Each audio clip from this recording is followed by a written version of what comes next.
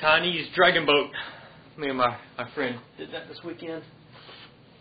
I guess the next thing is going to be the magic garden. That'll be pretty interesting. Hey, don't eat that. No, bad cat. Hey, no, don't eat Jesus. No. Get Gypsy.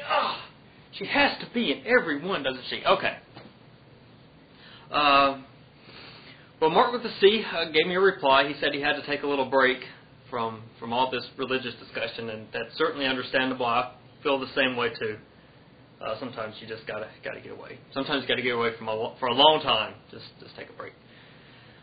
Of course, I think it's interesting most of the time, so I get over it pretty quick. Okay, let's see. Is answer to my question, or my clarification of my question to him, which basically was, would you believe in another religion if you had been raised around it like you was Christianity? Essentially, that was it. And his response was, I don't know. He also said that that he definitely wouldn't believe in Christianity if he had never heard of it. Okay. But he also makes another comment that I thought that I definitely should make a mention of. Oh my goodness, he's probably thinking, oh, what did I say?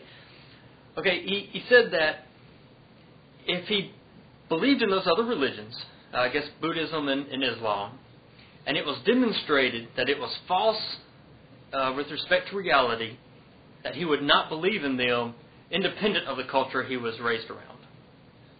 Well, that just raises the question, I thought. I'm sure that everybody agrees, if you're raised in a religion and you discover that it's false, no matter what the culture is, you will stop believing in it. Now, whether you express this or not for fear of being ostracized or something, well, you might not express it, but you'll stop believing in it. Okay, well, that's fine. But the question is how do you determine if some general religion is false with respect to reality?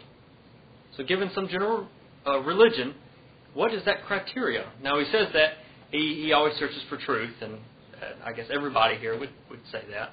Now, all the atheists, I'm pretty sure I know what their answer is going to be. So I'm not going to say mine, but it's fairly obvious from an atheistic standpoint. How do you determine if a religion is false? Just some general religion. So anyway, if any theist out there would like to, especially Christians, I guess, and Muslims, anybody that would answer the question that would make the statement that Mark did, that if he determined that whatever religion he believed in, the Buddhist, Muslim, Islam, Judaism, that he would stop believing in it, independent of the culture. So I wonder, what is that test? How would you determine if, given whatever religion you was raised in, what would be the criteria? Well, let's see, some other interesting things have happened. Oh my goodness, Juno. Okay, so interesting things have happened. My mother, I gave her the 6 DVDs that I put a lot of YouTube videos on. It was like 6 hours each. And she said, well, she watched a little bit of it. She doesn't have a lot of time, but she watched a little bit of it. She says it was just some guy talking.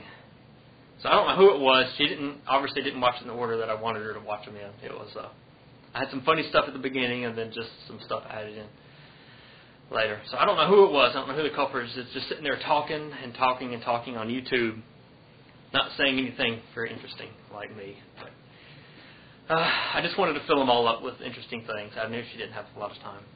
But anyway, she did that, so hopefully she'll be watching some more interesting ones, especially like Sam Harris and a few other good ones. Some people at work. Now a lot of people at work are religious. I haven't found anybody that's an atheist yet. But one guy's really religious. One guy said that he's a deist. And he came out and said this around some other people. And the first person, he says, well, that means, he explained what a deist is. And he said, well, that means you don't believe in the Old Testament. And I was about to agree, but I wasn't really sure. Do all deists not believe in the Old Testament? I think it's true. But what I said to him is, well, if you believe that God created the universe and then just sort of left us alone, that left whatever mechanism he left to work to eventually create us, then how do we know anything about God? I mean, if he never talks to us or didn't directly tell us something? Well, he says, well, at least we know what he thinks about physics, and then I explain that the universe is tuned to make black holes and is very hostile to life and all this stuff. So anyway, I thought that was very interesting of him.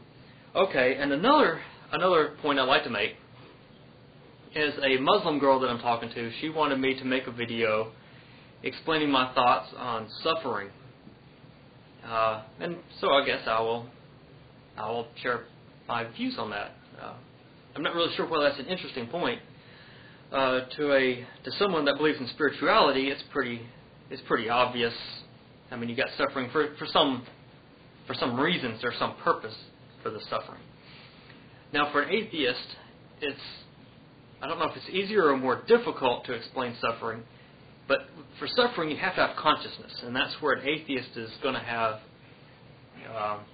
some interesting issues. I mean, I certainly do all the time. It's a very interesting concept. What makes consciousness? Can a rock be conscious? What kind of animals? What are the different levels to consciousness? If you don't have memory, can you still have consciousness? Does it have to do with certain computations? Can a Turing machine be conscious? Hey, cats, stop fighting. Are my cats conscious? Are they conscious a little bit? I mean, there's all these interesting questions. Now, for a theist, for somebody that believes in spirituality, well, our spirit is conscious, and well, that explains it. Spirit is conscious somehow, and something, which is kind of scary because somebody might could steal your soul and then torture you for all eternity or something. But for the atheists, we don't have that problem. When we die, we stop suffering.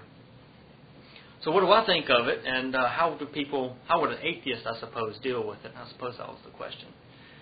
Well, I mean, suffering is like light and sound and everything else. I mean, you have to eat, and it's just one of those things that, I mean, there are planets and there is nuclear reactions.